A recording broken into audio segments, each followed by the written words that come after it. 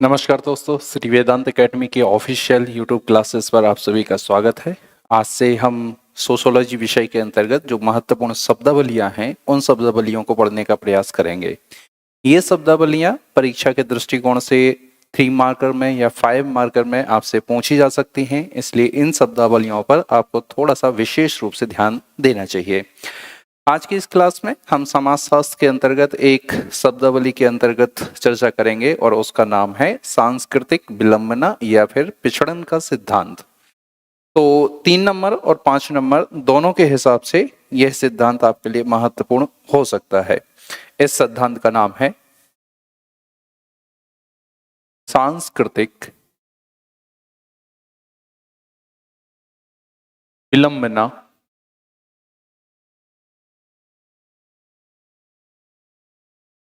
या इसी को कहा जाता है पिछड़न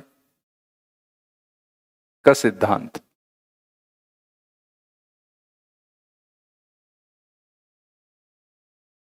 अंग्रेजी में इसको कहा जाता है थ्योरी ऑफ कल्चरल लैग। इसको कहा जाता है थ्योरी ऑफ कल्चरल लैग। तो सांस्कृतिक विलंबना या फिर पिछड़न का सिद्धांत ये मुख्य परीक्षा में 3 नंबर या फिर 5 नंबर के हिसाब से बहुत ही महत्वपूर्ण हो सकता है आपके लिए, इसलिए इसको संक्षिप्त रूप में आप समझ लीजिए कि आखिरकार ये सिद्धांत है क्या। पहली बात तो ये है कि सांस्कृतिक विलंबना या फिर पिछड़न का सिद्धांत जो है वो अमेरिका के एक प्रसिद्ध समाजशास्त्री जिनका नाम था ऑगबर्न, इनके द्वारा दिया गया था। ऑगबर्न ने 1922 में एक किताब लिखी थी और उस किताब का नाम था सोशल चेंज। तो सोशल चेंज नामक बुक में इन्होंने इस सिद्धांत को प्रस्तुत किया था। अब इस सिद्धांत को समझने के लिए आपको जरा संस्कृति के पक्षों के बारे में समझना बहुत जरूरी है। तो अगर ऑगबर्न के द्वारा दिए गए इस सिद्धांत को समझना है तो आप संस्कृति के 2 महत्वपूर्ण बातों के बारे में समझिए। आमतौर पर संस्कृति के 2 पक्ष होते हैं। तो जब हम संस्कृति के पक्षों के संदर्भ में बात करते हैं तो हमें संस्कृति के 2 पक्ष समझ में आते हैं।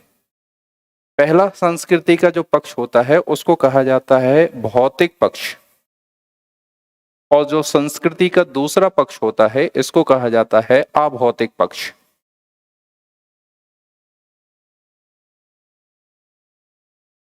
भौतिक पक्ष कहने का मतलब होता है संस्कृति का वह पक्ष जो प्रौद्योगिकी के द्वारा निर्मित किया गया हो और जिसे मनुष्य अपने संवेदी अंगों के द्वारा महसूस कर सके। संवेदी अंग कहने का मतलब होता है नाक, कान, गला, हाथ, आंख इत्यादि। इनके द्वारा वह जिसको देख सकता है, सुन सकता है, सूंघ सकता है या फिर स्पर्श करके महसूस कर सकता है, उनको कहा जाता है भौतिक पक्ष। तो भौतिक पक्षों के अंतर्गत प्रौद्योगिकी द्वारा जो निर्मित वस्तुएं आती हैं जैसे पेन है, कॉपी है या फिर टेबल है या फिर गाड़ी है, इसी तरीके से जो खिलौने हैं, ये सभी जो चीजें हैं वो सब संस्कृति का अभौतिक पक्ष कहलाती हैं। दूसरी तरफ संस्कृति का दूसरा पक्ष होता है जिसको कहा जाता है अभौतिक पक्ष। अभौतिक पक्ष संस्कृति के उस पक्ष को कहा जाता है जिसे आप केवल अंतरात्मा के स्तर पर महसूस कर सकते हो, इसे आप अपने संवेदी अंगों के द्वारा महसूस नहीं कर सकते। अर्थात इसे ना तो आप छू सकते महसूस कर सकते हो, ना देखकर महसूस कर सकते हो, ना ही सूंघ कर महसूस कर सकते हो। इसे केवल अंतरात्मा के आधार पर ही या फिर स्तर पर ही महसूस किया जा सकता है। तो जिसे हम अपनी कल्पना में सोचते हो कि वो ऐसा ऐसा होगा, उस पक्ष को कहा जाता है अभौतिक पक्ष। अभौतिक पक्ष के अंतर्गत क्या क्या शामिल होता है? संस्कृति के अभौतिक पक्ष में दर्शन, कला, विज्ञान, धर्म, जादू, रीति, परंपराएं इत्यादि चीजें शामिल होती हैं।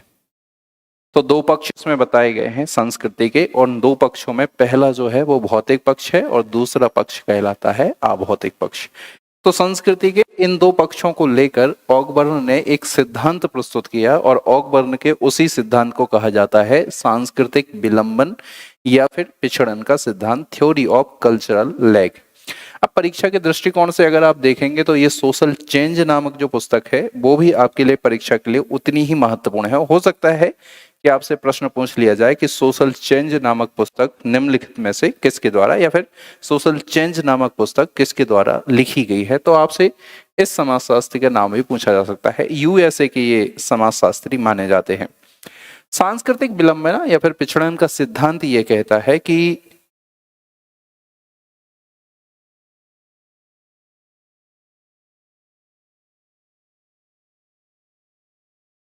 भौतिक संस्कृति की तुलना में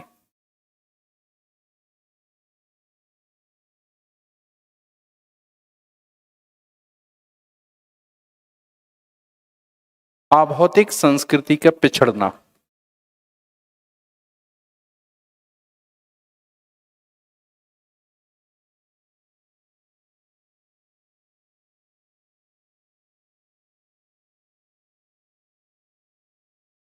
इसको उन्होंने कहा है सांस्कृतिक विलंबना या फिर पिछड़न।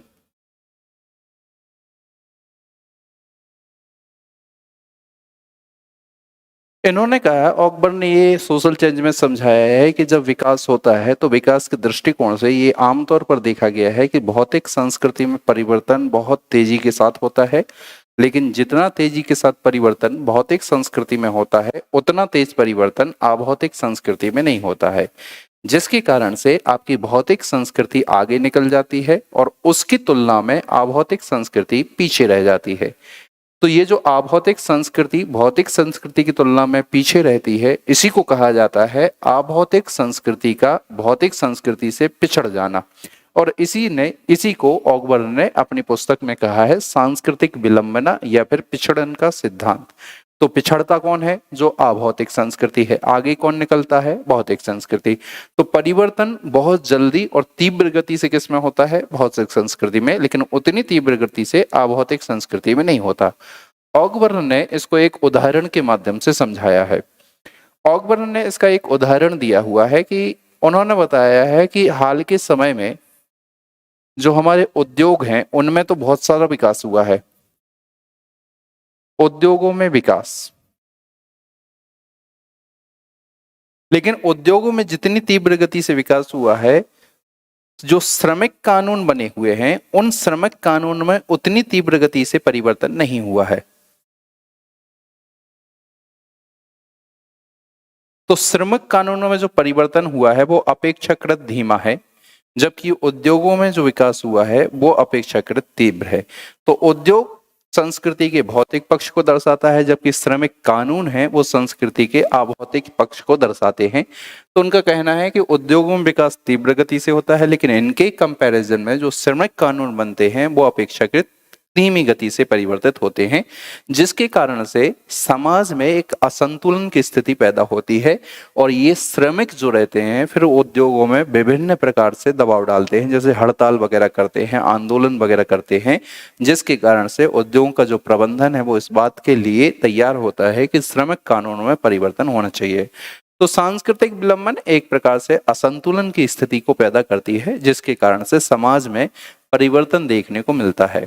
रीति रिवाज जब सभ्यता के अनुसार चेंज नहीं हो पाती हैं तो उन रीति रिवाजों को छोड़ देने पर विचार किया जाता है और उनको लेकर कई प्रकार से आंदोलन समाज में किए जाते हैं।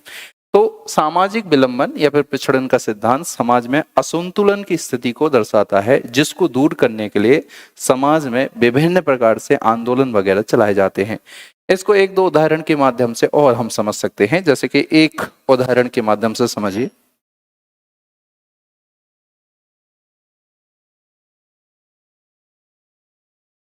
पहला इसका एक उदाहरण आप देख सकते हो कि पर्यावरण की जो प्रौद्योगिकी है,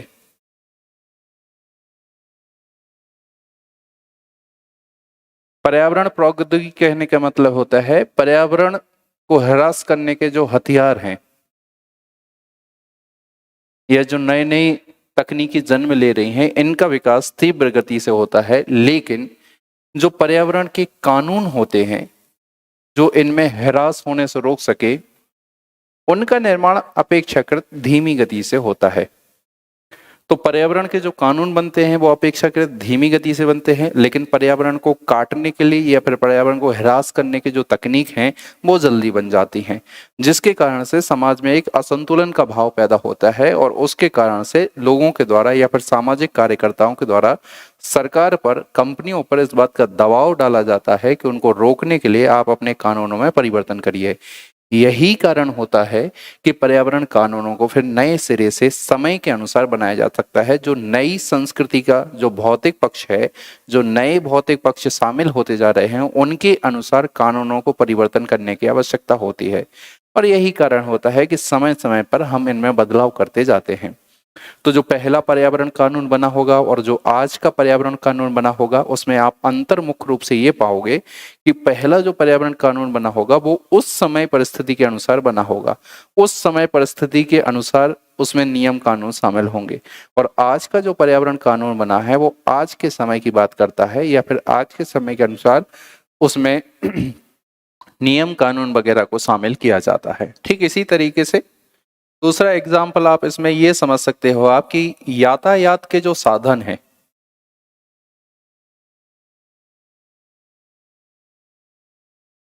जैसे कि मोटर वगैरह हैं या फिर कार वगैरह हैं या फिर स्कूटर वगैरह हैं, इन तकनीक का तो बहुत तीव्र गति से विकास हो रहा है। आप देखते होंगे जब भी आप न्यूज़पेपर उठाएंगे आपको नई तकनीकी का जन्म मिलेगा। पहले डीजल वाहन चलते थे, फिर कुछ समय को रिप्लेस कर दिया गया उनको, फिर पेट्रोल वाहन आने लगे, उनको रिप्लेस करके सीएनजी वाहन आने लगे और वर्तमान समय में प्रौद्योगिकी अगर आप देखोगे तो ईवी वाहन आने लगे। आगे के समय में आप देखेंगे तो बायो फ्यूल वगैरह से वाहन भी आपको चलते हुए दिखाई देंगे। तो नई नई तकनीकियां जन्म ले रही हैं, नए नए प्रकार के वाहन जन्म ले रहे हैं, लेकिन इनके कंपैरिजन अगर आप यातायात के कानून देखेंगे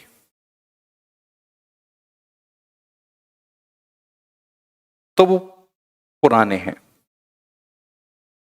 इनमें परिवर्तन धीमा हो रहा है जबकि इनमें परिवर्तन तीव्र गति से हो रहा है।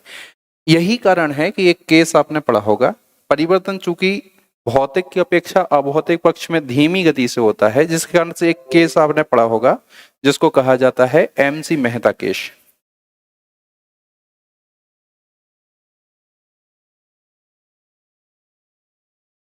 एमसी मेहता केस 1986 का पढ़ा होगा, जिसमें उन्होंने मुख्य रूप से पर्यावरण को संरक्षण करने के लिए सुप्रीम कोर्ट में गुहार लगाई और इस बात के लिए उन्होंने चर्चा की जो उद्योग वगैरह हैं वो सिटियों के अंदर नहीं होना चाहिए, जिसके कारण से पर्यावरण प्रदूषण वगैरह होता है। या फिर उन्होंने एक केस और लगाया था कि दिल्ली में ऐसे वाहन नहीं चलाए जाने चाहिए जिनका उम्र या फिर जिनकी उम्र 15 साल से अधिक की हो गई है। मैक्सिमम 15 साल तक ही वाहन चलेंगे दिल्ली में, जिसके कारण से पर्यावरण का प्रदूषण कम हो। तो इस तरीके से नए नए यातायात के जो कानून हैं वो नए नए यातायात के कानून अपेक्षाकृत धीमी गति से बनते हैं, जबकि यातायात के साधन जो हैं वो अपेक्षा तीव्र गति से बनते हैं।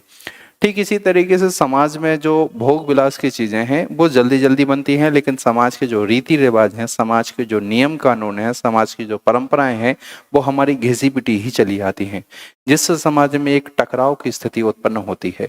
अब जैसे उदाहरण के तौर पर देख लीजिए, शिक्षा का जैसे जैसे विकास हुआ है, शिक्षा का विकास होने के कारण वो शिक्षा सभी लोगों को मिलना शुरू हो गई है, जिसके कारण से समाज में वो लोग भी धीरे धीरे अपने ऊपरी स्तर पर उठ के आए। उन्होंने बड़े घर बना लिए, उन्होंने अपनी गाड़ियां रख ली, उनके पास एक अच्छी लाइफ स्टाइल है जो समाज में सबसे निम्न स्तर पर थे, जिनको आप शूद्र वर्ग का मानते हैं।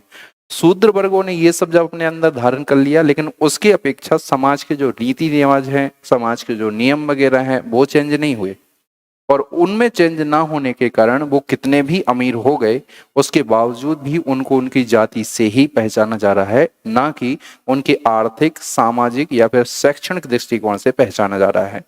तो ऑगबर्न इस पिछड़न के सिद्धांत में मुख्य रूप से यही समझाते हैं कि जब सांस्कृतिक विलंबना या फिर पिछड़न होता है तो उससे समाज में एक असंतुलन की स्थिति पैदा होती है, जिसके कारण से एक टकराव उत्पन्न होता है ताकि अभौतिक संस्कृति को भौतिक संस्कृति के समतुल्य लाया जाए। इसका कारण ऑगबर्न जो अपनी पुस्तक में बताते हैं कि ऐसा क्यों होता है, तो वो कहते हैं कि भौतिक संस्कृति जो है वो प्रौद्योगिकी द्वारा निर्मित होती है, जबकि हमारे जो नियम कानून वगैरह रहते हैं वो एक लंबी सोच विचार की प्रक्रिया का परिणाम होती है, जिसको लागू करने के लिए हमें कई प्रकार की बाधाओं से होकर गुजरना पड़ता है। उनमें सबसे बड़ी बाधा जो रहती है वो हमारी समाज की रहती है, जबकि प्रौद्योगिकी जो रहती है वो मुख्य रूप से व्यक्तिगत रहती है, उसको लागू करने के बाद उसका फीडबैक लिया जाता है, जबकि कानून वगैरह ऐसे रहते हैं कि लागू करने के पहले समाज में उनका फीडबैक ले लिया जाता है कि किस तरीके से होगा। जैसे अभी आपने कृषि कानून देखा, कृषि कानून जो फेल हुआ है उसका एक सबसे बड़ा कारण ये रहता है कि समाज में उसकी स्वीकृति पहले से नहीं ली गई, और समाज में स्वीकृति अगर पहले से आप नहीं लोगे, उसको सीधे तरीके से लागू कर दोगे, तो समाज फिर उस चीज को एक्सेप्ट नहीं करेगा। जैसे कि भारत सरकार के द्वारा कृषि कानून को लागू किया गया, हालांकि कई मामलों में, अनेक मामलों में वो प्रगतिशील कानून थे, लेकिन एक पक्ष जो उसका विरोध कर रहा था, वो विरोध इस बात को लेकर कर रहा था कि आपने समाज के समक्ष या फिर कृषक संगठनों के समक्ष इस बिल को पहले क्यों नहीं प्रस्तुत किया गया विचार के लिए। आमतौर पर सरकार की एक प्रक्रिया होती है कि जब भी वो कोई नया कानून वगैरह बनाते हैं तो उसमें एक अवस्था इस बात की भी आती है कि उस कानून को या फिर उस मसौदे को जनता की राय के लिए रखा जा सकता है, लेकिन इसमें ऐसा कोई प्रस्ताव किया नहीं गया, तो उनके द्वारा विरोध किया गया।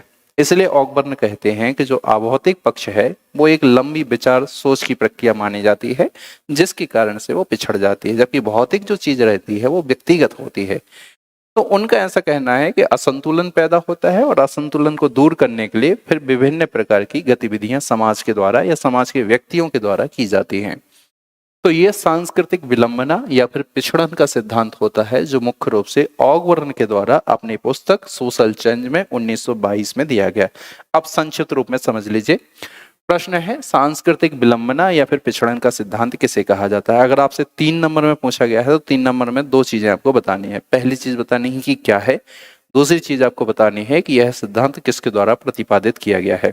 इसको बताने का तरीका केवल सिंपल सा इतना है कि जो 2-3 लाइनें हैं, उन 2-3 लाइनों में आप 10 शब्द में इसको समेटने की कोशिश करिए। लिखिए उसमें, इस भौतिक संस्कृति का भौतिक संस्कृति की तुलना में पिछड़ जाना सांस्कृतिक विलंबना है। दूसरी लाइन में आप लिखेंगे ऑगबर्न के द्वारा, ब्रैकेट में लिख दीजिए, सोशल चेंज में प्रतिपादित। बात खत्म। 10 से 15 शब्द के बीच में आपने 3 नंबर में इसको कंप्लीट कर दिया। जब 5 नंबर में 50 शब्द में पूछा जाएगा तो इसी को एलेबोरेट करते हुए आपको उदाहरण सहित उसको बताना है। फिर आप बताइए कि सोशल चेंज 1922 में जो ऑगबर्न के द्वारा पुस्तक लिखी गई, उसमें इस सिद्धांत को प्रतिपादित करते हुए ऑगबर्न ये कहते हैं कि जब अभौतिक संस्कृति भौतिक संस्कृति की तुलना में पिछड़ जाती है तो उसको कहा जाता है सांस्कृतिक विलंबन या फिर पिछड़न का सिद्धांत। फिर आप कारण बताइए। कारण में आप बताइए कि भौतिक पक्ष जो होता है वो व्यक्तिगत होता है, जबकि अभौतिक पक्ष विभिन्न बाधाओं को पार करके गुजरता है, जिसके कारण से उसको लागू होने में या फिर बनने में समय लगता है, और उस समय अंतराल के दौरान जो भौतिक पक्ष है वो काफी आगे बढ़ जाता है। फिर इससे प्रभाव लिखिए कि इससे प्रभाव क्या होते हैं, तो आप बताइए कि इसके कारण से समाज में एक असंतुलन की स्थिति पैदा होती है, जिसको संतुलित करने के लिए विभिन्न सामाजिक आंदोलन किए जाते हैं। बस 50 शब्द में आपको कंप्लीट कर देना है ये चीजें। तो इस तरीके से ये सिद्धांत आपकी परीक्षा के दृष्टिकोण से महत्वपूर्ण माना जा सकता है। तो समाजशास्त्र में एक सिद्धांत संस्कृति टॉपिक के अंतर्गत ये है। अगली क्लास में जब हम मिलेंगे तो इसी तरीके की एक नई शब्दावली के बारे में हम विकास करते हैं, नई शब्दावली के बारे में हम पढ़ेंगे और उसके बारे में जानने का प्रयास करेंगे। मिलते हैं अगली क्लास में। धन्यवाद।